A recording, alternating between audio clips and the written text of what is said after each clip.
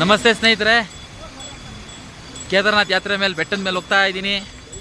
ಕುದುರೆ ಜೊತೆ ಕುದುರೆ ಸವಾರಿ ಮಾಡಿಕೊಂಡು ಎಲ್ಲ ಸುತ್ತಮುತ್ತ ಎಲ್ಲ ಪ್ರವಾಸಿಗರು ಬಂದಿದ್ದಾರೆ. ಈ ಸಂದರ್ಭದಲ್ಲಿ ಒಂದು ಹಾಡು ಜ್ಞಾಪನ ಬರ್ತಾ ಇದೆ ಅಣ್ಣವ್ರದ್ದು.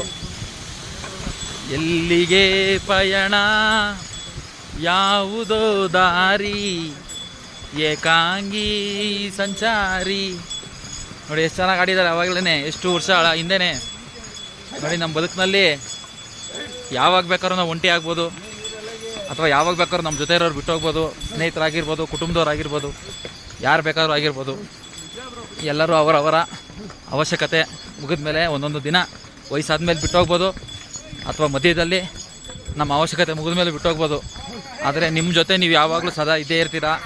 ನಿಮ್ಮನ್ನು ನೀವು ಅತಿ ಹೆಚ್ಚು ಪ್ರೀತಿಸ್ಕೊಳ್ಳಿ, ನಿಮ್ಮನ್ನು ನೀವು ಅತಿ ಹೆಚ್ಚು ಗೌರವಿಸ್ಕೊಳ್ಳಿ, ನಿಮ್ಮನ್ನು ನೀವು ಅತಿ ಹೆಚ್ಚು ಬುದ್ಧಿವಂತರಾಗಿ ಜ್ಞಾನನ ಸಂಪಾದನೆ ಮಾಡೋದಕ್ಕೋಸ್ಕರ ತೊಡಗಿಸ್ಕೊಳ್ಳಿ. ಅತಿ ಹೆಚ್ಚು ಪ್ರವಾಸಗಳು ಮಾಡಿ, ಮೆಮೊರಿಗೆ ಒಳ್ಳೊಳ್ಳೆ ಪ್ರವಾಸಿ ತಾಣಗಳಿಗೆ ಹೋಗಿರೋಂಥ ಏನು ಅನುಭವ ಇರ್ತದೆ ಅದೆಲ್ಲ ತುಂಬ ಇಂಪಾರ್ಟೆಂಟ್ ಆಗುತ್ತೆ. ಅತಿ ಹೆಚ್ಚು ಪುಸ್ತಕಗಳನ್ನ ಓದಿ, ಅತಿ ಹೆಚ್ಚು ಒಳ್ಳೊಳ್ಳೆ ವ್ಯಕ್ತಿಗಳನ್ನ ಭೇಟಿ ಮಾಡಿ, ಹೊಸ ಊರು, ಹೊಸ ಜನ, ಅಲ್ಲಿನ ಊಟಗಳನ್ನೆಲ್ಲ ಸವಿರಿ. ಆವಾಗ ನಮ್ಮಲ್ಲೂ ಸಹ ಹೊಸ ಆಸಕ್ತಿ ಬರ್ತದೆ, ಇನ್ನೂ ಬದುಕಬೇಕು ಅತಿ ಹೆಚ್ಚು ಅಂತ ಅನ್ನಿಸ್ತದೆ. ಒಂದೇ ಕಡೆ ನಿಂತು ನೀರಾಗಬೇಡಿ. ದುಃಖ ಎಲ್ಲರಿಗೂ ಇದ್ದೇ ಇರ್ತದೆ. ಆ ದುಃಖದಿಂದ ಹೊರಗಡೆ ಬರೋದು ನಮ್ಮಲ್ಲಿರೋ ಜ್ಞಾನದಿಂದ ಮಾತ್ರ ಸಾಧ್ಯ.